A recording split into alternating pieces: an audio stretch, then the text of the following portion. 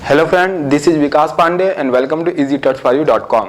आज के इस ट्यूटोरियल में हम इलिप्स ड्रॉ करना सीखेंगे ग्राफिक्स में।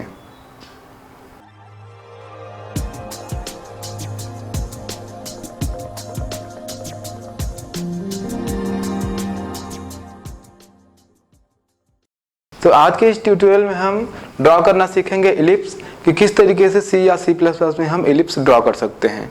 इसके पहले भी जो प्रोग्राम बनाए गए हैं, चाहे वो लाइंस के हो, सर्कल के हो, वो आप रेक्टेंगल के हो, आप सी प्लस प्लस में बना सकते हैं। तो ये सारे ग्राफिक्स के जो हम प्रोग्राम पढ़ रहे हैं ये आप सी या सी प्लस प्लस दोनों में ही रन करा सकते हैं। तो आज हम एक किस तरीके से इलिप्स ड्रॉ करते हैं पहले हम समझ लेते हैं। इसके आर्गुमेंट जो यूज़ होते हैं फंक्शन में वो किस तरीके से यूज़ होते हैं, मतलब उनके क्या क्या काम हैं, क्यों यूज़ किए जाते हैं वो आर्गुमेंट, जैसा कि हम पहले भी देखते आए हैं। तो सबसे पहले मैं बता दूं आपको, एक इलिप्स ड्रॉ करने के लिए हम यहाँ पर दो फंक्शन आज पढ़ेंगे। सबसे पहला पढ़ेंगे इलिप्स और इसी तरीके से एक दूसरा फंक्शन पढ़ेंगे फिल इलिप्स। ये दो फंक्शन हम आज देखेंगे, इलिप्स और फिल इलिप्स। दोनों में क्या अंतर है, दोनों में कितने आर्गुमेंट्स यूज होते हैं, क्यों यूज होते हैं, वो एक एक करके हम देख लेते हैं। सबसे पहले इलिप्स के बारे में देखते हैं कि इलिप्स फंक्शन में कौन कौन से आर्गुमेंट यूज होते हैं। इलिप्स में इंट x और इंट y, ये दो आर्गुमेंट कोऑर्डिनेशन है उस पॉइंट के जहां पर इलिप्स ड्रॉ करना होता है। ये इस इलिप्स का सेंटर होता है, सेंटर पॉइंट। उसके बाद देखते हैं जो कि x और y कोऑर्डिनेशन सेंटर पॉइंट का है जहां पर हमको इलिप्स ड्रॉ करना होता है। जैसा कि पहले भी हम सर्कल के लिए और भी रेक्टेंगल के लिए ये पॉइंट देख चुके हैं। उसी तरीके से आगे हम बढ़ते हैं। ये दो आर्गुमेंट इंटीजर टाइप के होंगे। आगे देखते हैं इंट st एंगल, ये भी इंटीजर टाइप का आर्गुमेंट है, कॉमा इंट एंगल, ये भी इंटीजर टाइप का आर्गुमेंट है। ये दो आर्गुमेंट जहां पर इंट st एंगल यानी स्टार्टिंग एंगल और इंट एंगल मैंने लिखा हुआ है, ये स्टार्टिंग और एंडिंग पॉइंट के लिए एंगल यानी डिग्री है कि 0 से लेके, जो कि जैसे हम देखते हैं कि 0, 90, 120, 270, 360 डिग्री होता है। तो ये स्टार्टिंग और एंडिंग पॉइंट है कि ये कहाँ से स्टार्ट होगा और कहाँ तक ये ड्रॉ होगा। आगे बढ़ते हैं। फिर है इंट x रेडियस और इस तरीके से इंट y रेडियस। ये दोनों एक एक करके x रेडियस और y रेडियस हैं। अब इन आर्गुमेंट को हम जब डायग्राम से समझेंगे तो और अच्छे तरीके से आप समझ पाएंगे। यहाँ पर आप देखेंगे सारे आर्गुमेंट इंटीजर टाइप के हैं। अगर इसको हम इस तरीके से देखें कि x y वो पॉइंट है या सेंटर पॉइंट है जहाँ पर हमको इलिप्स ड्रॉ करना होगा, या जो सेंटर होता है इलिप्स का, और इंट एंगल और एंड एंगल वो एंगल है जहाँ से स्टार्ट करते हुए ड्रॉ करता है, और x रेडियस और y रेडियस उसके x और y के रेडियस हैं। इसका मतलब ये है कि ये जो इलिप्स फंक्शन हम पढ़ रहे हैं ये केवल और केवल इलिप्स को ड्रॉ करता है। जो भी हमने एंगल दिया है वहाँ से लेके इसमें फिल नहीं करता, मतलब कलर या फिर कोई पैटर्न फिल नहीं करता।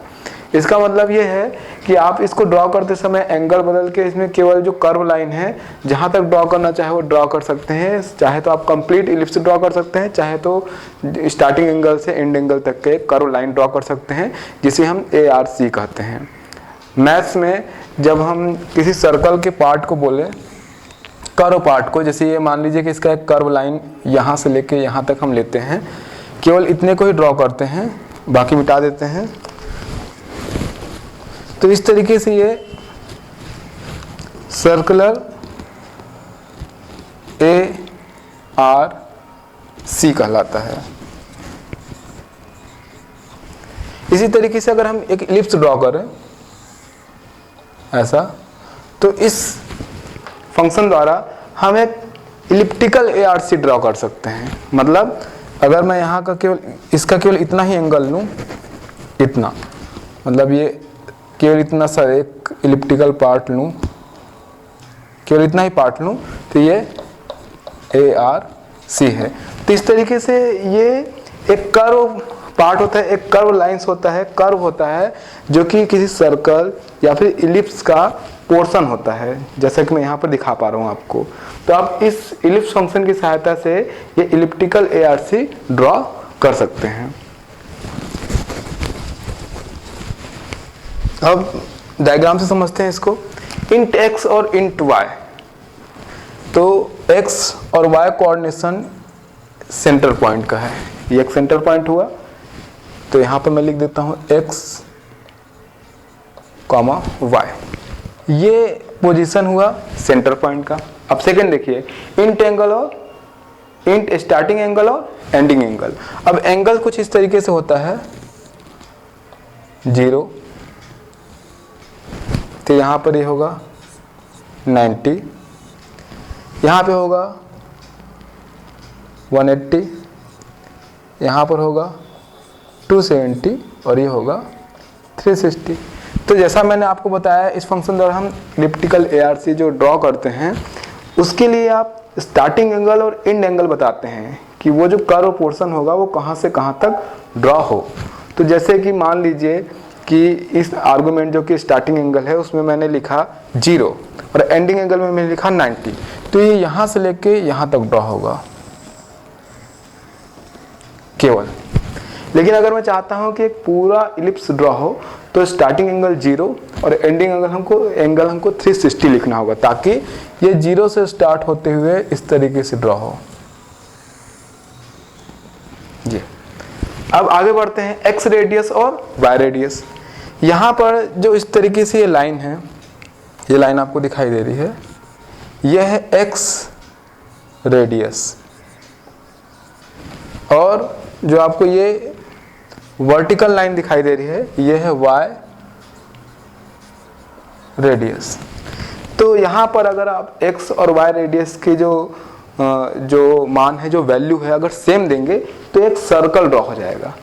और आप x रेडियस और y रेडियस को अलग अलग करते हुए अलग अलग प्रकार से इलिप्स ड्रॉ कर सकते हैं।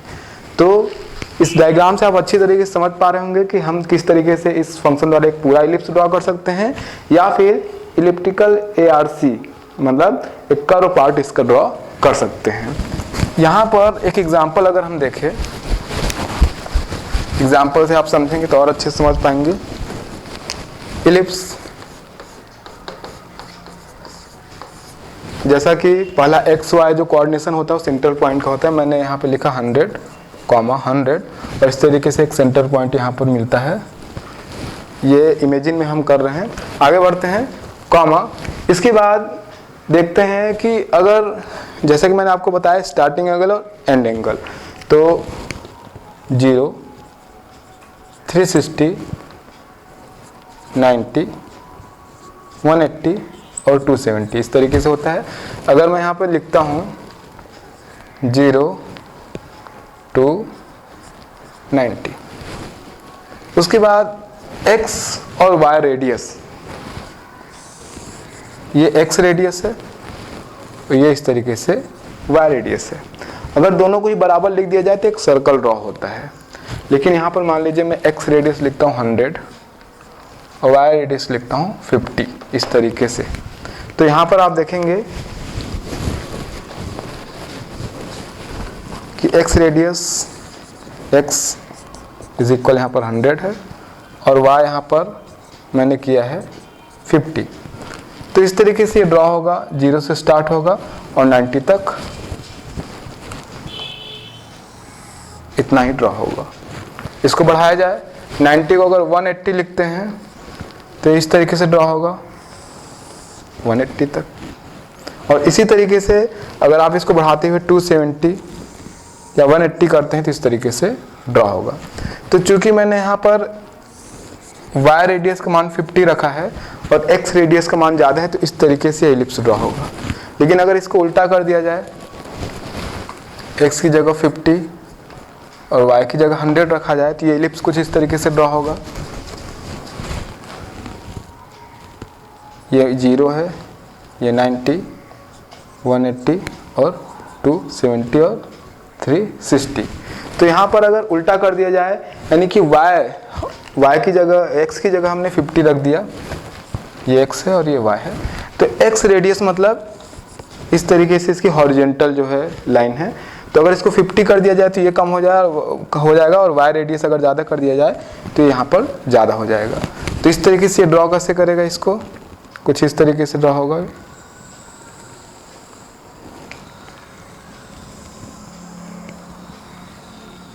एक मैं डायग्राम बना रहा हूँ, कुछ इस तरीके से ये इलिप्स ड्रॉ होगा,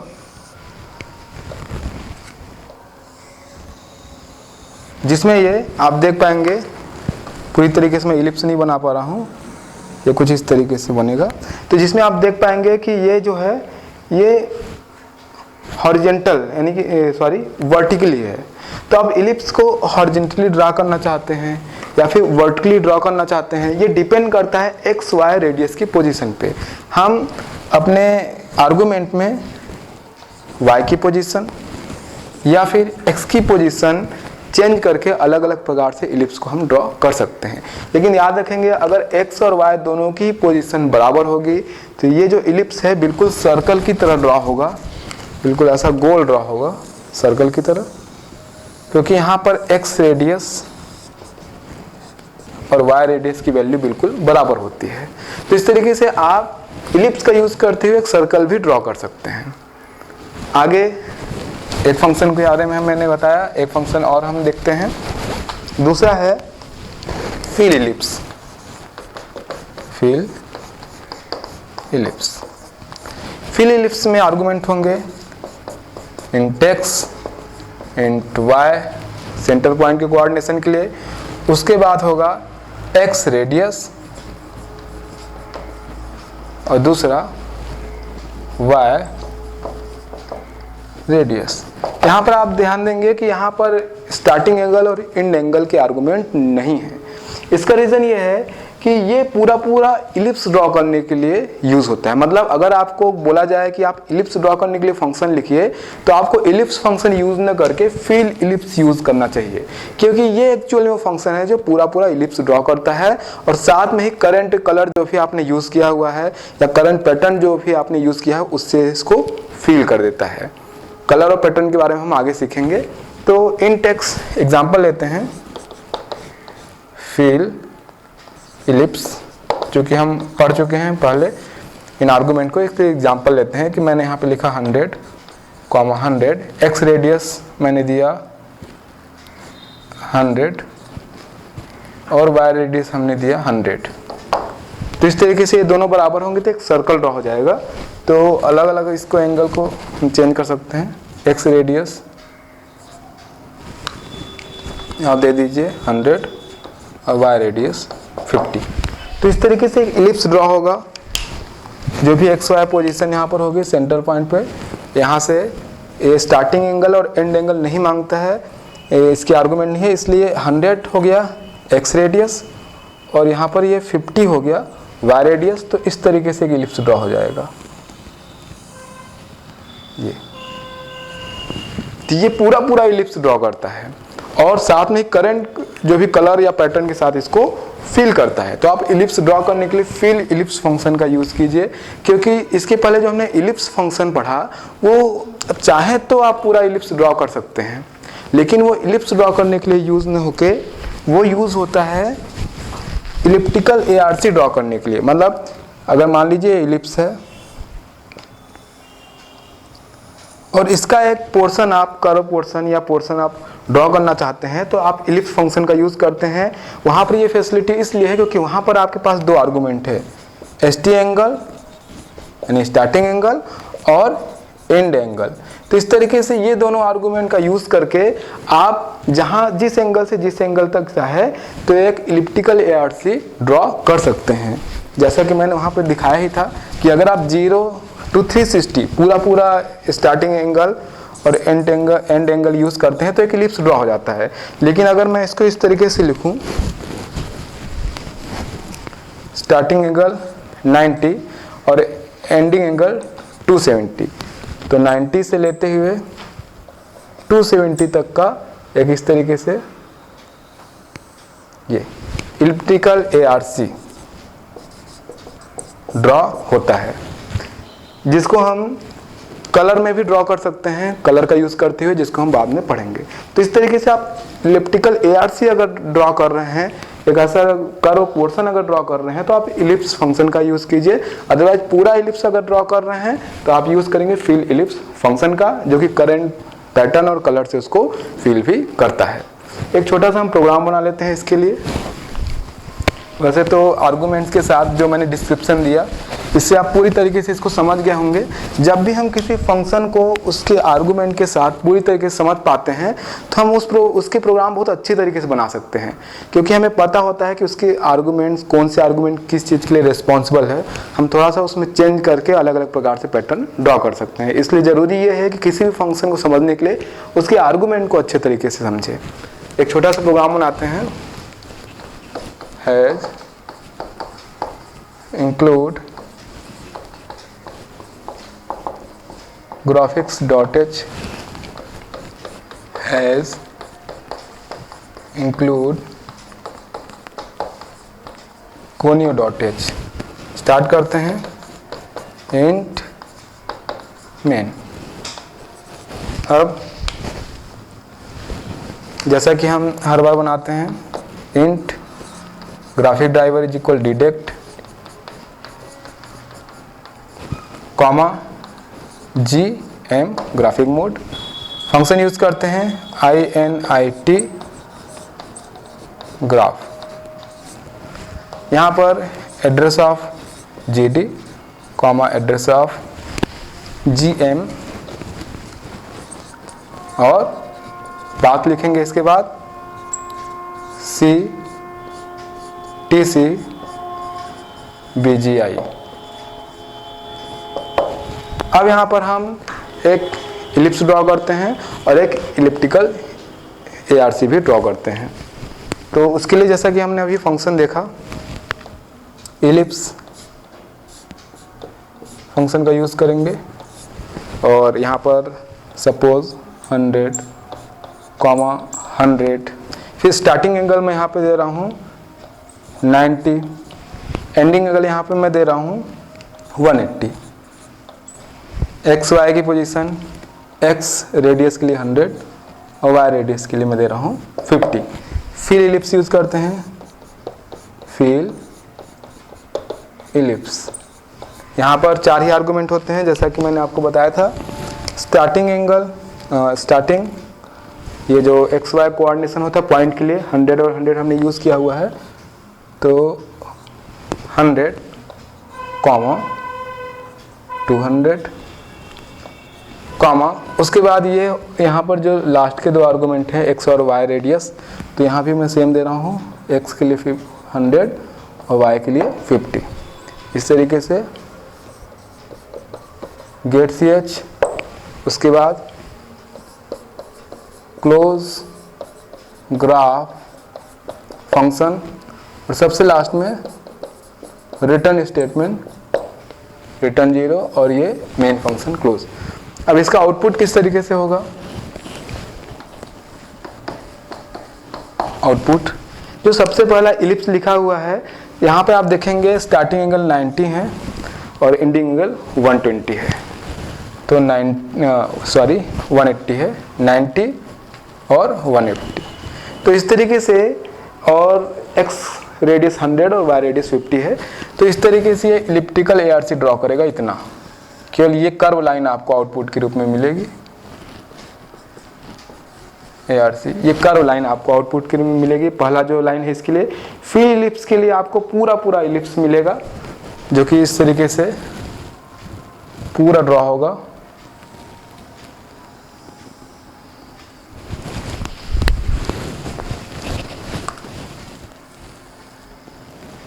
ये इस तरीके से पूरा ड्रॉ होगा, क्योंकि इसमें एंगल की ज़रूरत नहीं होती है। अगर करंट हमने कोई कलर या पैटर्न यूज़ किया है तो वो फिल भी हो जाएगा उससे, उसके बारे में हम बाद में पढ़ेंगे। तो इस तरीके से आप पूरा इलिप्स ड्रॉ करना चाहते हैं तो फिल इलिप्स फंक्शन यूज़ कीजिए। केवल एक कर्व लाइन उसकी ड्रॉ करना चाहते हैं जो कि इस इलिप्स का एक पोर्शन होता है, तो इस तरीके से ARC आप ड्रॉ कर सकते हैं, इलिप्टिकल ARC। इलिप्स फंक्शन का यूज़ करते हुए। लेकिन अगर आप यहाँ पर एंगल चेंज करेंगे 0 to 360 तो आप पूरा इलिप्स भी ड्रॉ कर सकते हैं इस फंक्शन का यूज़ करते हुए। साथ ही हमने यहाँ पे देखा कि इलिप्स फंक्शन से और क्या किया जा सकता है, इलिप्स फंक्शन में अगर x और y रेडियस की वैल्यू बराबर हो तो इसका यूज़ करते हुए हम एक सर्कल भी ड्रॉ कर सकते हैं। तो इस तरीके से आज के इस प्रोग्राम में हमने एक इलिप्स को ड्रॉ करने के लिए एक पूरा फंक्शन देखा, मतलब पूरी तरीके से देखा कि इलिप्स का एक पार्ट, मतलब उसका जो कर्व पार्ट है, कर्व लाइन है जो उसकी परिधि की, उसको हम हम उसको कैसे ड्रॉ कर सकते हैं इलिप्स फंक्शन का यूज़ करते हुए, और फिर इलिप्स का यूज़ करते हुए पूरा इलिप्स हम किस तरीके से ड्रॉ कर सकते हैं। साथ ही सारे आर्गूमेंट्स को पढ़ने के बाद, समझने के बाद हम इसमें चेंजेस करके इसको अलग अलग तरीके से भी ड्रॉ कर सकते हैं, जैसा कि हमने आज देखा। आगे के ट्यूटोरियल्स में हम और भी देखेंगे ग्राफिक्स के बारे में प्रोग्राम।